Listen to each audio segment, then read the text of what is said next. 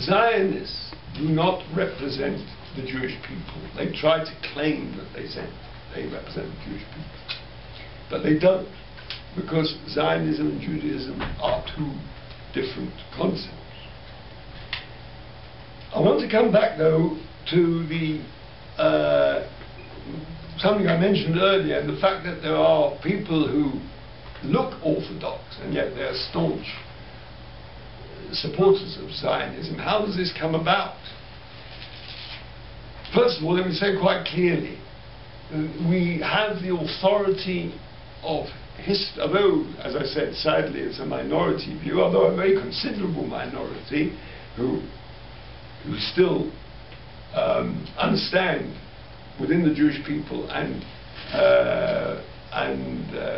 propagate the Orthodox Jewish opposition to Zionism, but nevertheless it's a minority. But how has it come about that it started off as being a majority and now it's a minority? Well, first of all, let's be quite clear without going into Jewish theology. It is obvious that Zionism and Judaism are two different concepts simply from the historical point of view. If Zionism would be part of Judaism, Judaism is thousands of years old, Zionism is 100 years old, approximately. If Zionism would have been part of Judaism, it would have been part of Judaism for thousands of years. So we have the authority of history. We have the authority of our teachings. But where these religious Zionists, where they come from, it is in fact a puzzle how they have developed. But the explanation that one can give is that they have been, let's face it, the philosophy of Zionism is an instinctive, natural nationalism. We all have it. But as I said earlier, this is not part of Judaism, but it's an instinctive nationalism. And they have been attracted by this instinctive nationalism. And because they are Jewish people, because they are Orthodox, and religious Zionists, because they are Orthodox, they have said, well, we're attracted by the nationalism. Let's see if we can find a source within our Jewish teachings which supports this nationalism. And this is what they did. They falsified, they falsely interpreted various sources, and they've taken the nationalism of Zionism and they bolted it onto Judaism, and in fact they try and carry it out with a religious fervor. But it is a mutation. It is a mutation of Judaism, as can be seen by the authority of history. So Zionists do not represent Jewish people, and the other important thing to remember is that anti-Zionism is not, as the Zionists claim, anti-Zionism is not anti-Semitism. In fact, in modern day, I would say, and I think it's pretty obvious, that the Zionists themselves are perhaps the biggest cause of what anti-Semitism does exist, simply because of their actions, because of their whole philosophy, which is so obviously wrong in the eyes of moral, just people. That is bound to cause anti-Semitism, not to prevent it.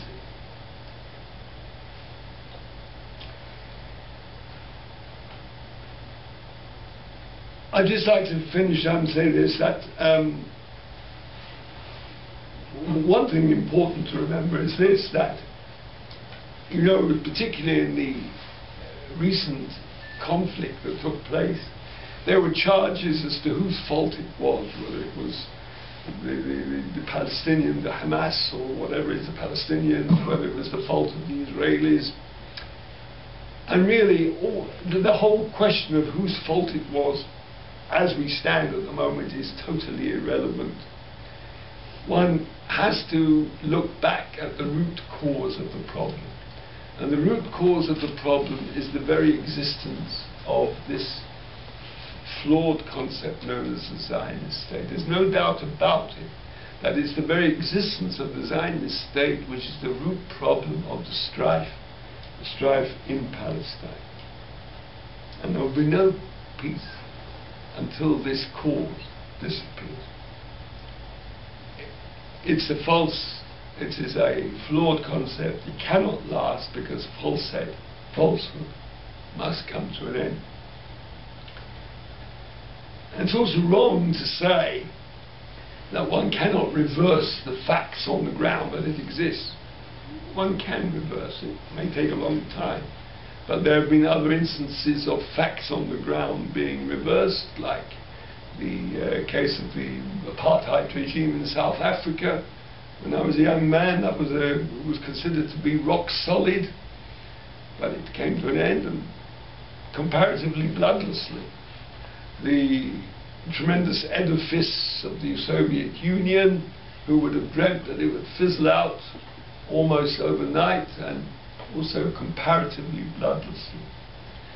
So we pray for a speedy and total and peaceful dismantling of the concept known as the Zionist state, namely the concept of a sectarian state for one people,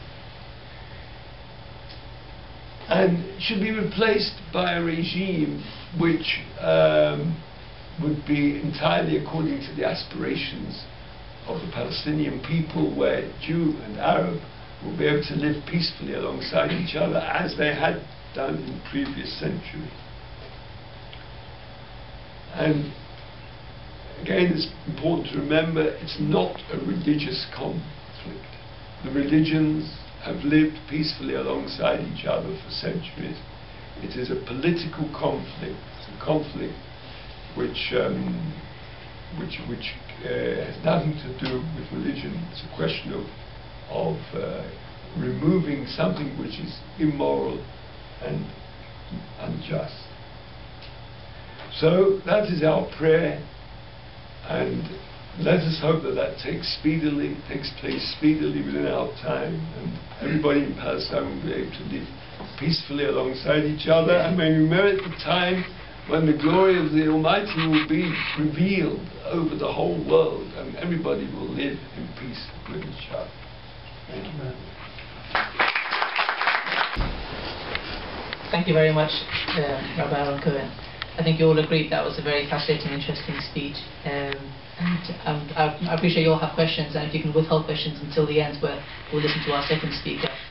Just to summarize what his conclusion was at the end was very interesting. That he said it's a dismantling of a state that would bring about the generation of peace, but he did not say dismantling of the people.